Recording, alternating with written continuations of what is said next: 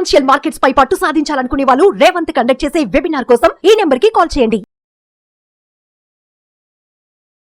నమస్తే, నేను జీవి సత్యనారాయణ. ఈ వీడియోలో పాన్ కార్డుకి కొత్త రూల్ రావడం జరిగింది. అసలు పాన్ కార్డు డిసెంబర్ 31 లోపల ఈ కొత్త అన్నమాట రూల్స్. ఎలా చేయాలి ఏంటిదనేది చూద్దాం. జనరల్గా ఈ పాన్ కార్డు ఇంట్రడ్యూస్ ఎప్పుడు జరిగింది అంటే 1992లో అర్షాద్ మెహతా స్కామ్ జరిగింది.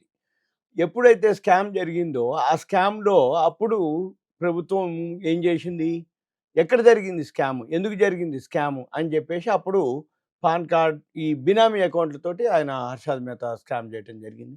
అప్పుడు పాన్ కార్డుని ఇంట్రడ్యూస్ చేయడం జరిగింది. ఆ పాన్ కార్డు తోటే ఇక మనం చేయటం జరిగింది. తర్వాత మళ్ళీ పాన్ కార్డు తోటి ఆధార్ కార్డు కూడా కంపల్సరీ చేయటం జరిగింది. అంటే ఇప్పుడు ఏంది, పాన్ కార్డు ఆధార్ కార్డు రెండు కంపల్సరీ అనమాట. అయితే ఇప్పుడు మనము ఈ పాన్ కార్డు ఏంటంటే ఏదైతే ఆర్థిక మోసాలు అరికట్టడం కోసం ఈ పాన్ కార్డు అందరికీ కూడా ఒక కొత్త నిబంధన ప్రవేశపెట్టడం జరిగింది. అది డిసెంబర్ 31 లోపల ఈ పాన్ కార్డు ఎవరైతే ఉన్నారో వాళ్ళందరూ ఆధార్ కార్డుకి లింక్ చేసుకోవాలి. Pan card Aadhaar card already అసలు మొత్తం కూడా పాన్ కార్డు ఆధార్ కార్డు లింకులే ఉంటాయి. ఎక్కడో ఒకటి ఎవరైతే లింకు లేదో వాళ్ళకి ఇది న్యూస్ ఇన్ఫర్మేషన్ మాత్రమే. అంతే తప్ప already pan card Aadhaar card మీకు సెల్ ఫోన్కి నెంబర్ తోటి లింక్ అయి ఉందనుకోండి, ఏం ప్రాబ్లం లేదు. అలా కాకుండా కనుక ఉన్న వాళ్ళు ఎవరైతే ఉన్నారో ఒకసారి రీచెక్ చేసుకోండి. లేదు అనుకుంటే వెరిఫై చేసుకోండి.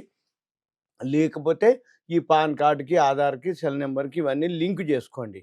అయితే ఈ లింక్ చేసుకోకపోతే ఏమవుతుందో అనేది అనమాట. అంటే ఏంది, ఈ ఫైనాన్స్ కంపెనీలు ఏవైతే ఉన్నాయో, అంటే మనం షేర్ మార్కెట్లో అనుకోండి, మ్యూచువల్ ఫండ్స్ అనుకోండి, ఏదైనా షేర్ ఎనీ ఫైనాన్షియల్ సంబంధించి ఏవైతే ఉన్నాయో ఈ ఫిన్టెక్ సంస్థలు అంటారనమాట. అయితే మన యొక్క అనుమతి లేకుండా మన పాన్ కార్డ్ నెంబర్ తోటి మన యొక్క డేటాని కస్టమర్ ప్రొఫైల్ ఏవైతే ఉన్నాయో అవన్నీ కూడా వాళ్ళు ఉపయోగించుకోవడం జరుగుతుంది. అయితే ఇది జనరల్గా ఎప్పుడైనా కానీ పాన్ కార్డ్ కానీ ఆధార్ కానీ ఇవన్నీ కూడా చాలా సీక్రెట్గా ఉండాలి. ఎప్పుడైతే ఇవి ఓపెన్ అయిపోయి డేటా బయటికి వెళ్ళిపోతుందో అక్కడ ఏమవుతుందంటే ఆర్థిక మోసాలు పెరగటం జరుగుతుంది. ఈ ఆర్థిక మోసాలు అంటే ఫైనాన్షియల్ ఫ్రాడ్స్ అనమాట. ఇవన్నీ ఆర్థిక మోసాలు జరుగుతున్నప్పుడు ప్రభుత్వం ఈ నిర్ణయం తీసుకోవడం జరిగింది. దీని మీద ఈ సున్నితమైనటువంటి ఈ పర్సనల్ డేటా ఏదైతే ఉందో ఈ పర్సనల్ డేటా దుర్వినియోగం అవుతుంది అన్నట్టు.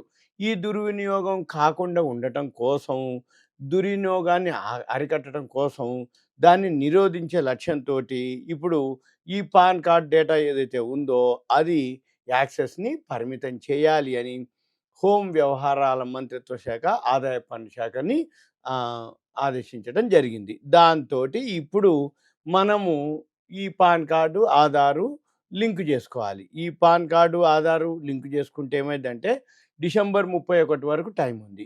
ఈ డిసెంబర్ 31 లోపు ఆధార్ కార్డుని పాన్ కార్డు ఒకవేళ లింక్ చేసుకోకపోతే తీవ్ర పరిణామాలు సంభవించవచ్చు అని చెప్పడం జరిగింది. ఈ పరిణామాలు ఏంటివి? రెండు కార్డులను లింకు చేయకపోతే ఈ పాన్ కార్డు డీయాక్టివేట్ అయిపోతుంది. మంది పాన్ కార్డు డీయాక్టివేట్ అయిపోతే మిగిలిన పనులన్నీ జరగవన్నమాట. అంటే ఏమవుతుంది, ఏదైతే మనం లావాదేవీలు చేస్తామో వాటిలో ఇబ్బందులు ఎదుర్కోవడం జరుగుతుంది. మళ్ళీ దాన్ని మనం ఒకవేళ ఆ ఇబ్బందులు ఎదుర్కొనే మనం దాన్ని ఏదో చేయాలి అంటే మళ్ళీ దాన్ని రీయాక్టివేట్ చేయాలంటే పెద్ద ప్రొసీజరు. దాన్ని యాక్టివేట్ చేయడం కూడా కొంచెం కష్టతరం అనమాట. అయితే ఇవన్నీ కూడా ఏదైతే ఆన్లైన్లో మన పర్సనల్ డేటా ఏదైతే ఉందో ఇదంతా కూడా సీక్రెట్గా ఉండాలి అనేది, దానికోసం జాగ్రత్తగా ఉండటం అనేది ముఖ్యం అనమాట. దీనికోసానికి ఇప్పుడు టైం ఇవ్వటం జరిగింది డిసెంబర్ 31 వరకు. డిసెంబర్ 31 వరకు మీ పాన్ కార్డు ఆధార్ ఇవన్నీ కూడా మీరు దాన్ని లింక్ చేసుకోవాలన్నమాట సింపుల్గా. ఇది దీని యొక్క సారాంశం ఈ వీడియోలో. ఇదంతా మీకు awareness, education, information, knowledge purpose మాత్రమే. సుమన్ టీవీ ప్రేక్షకులకు ధన్యవాదాలు. Thank you. సెలవు.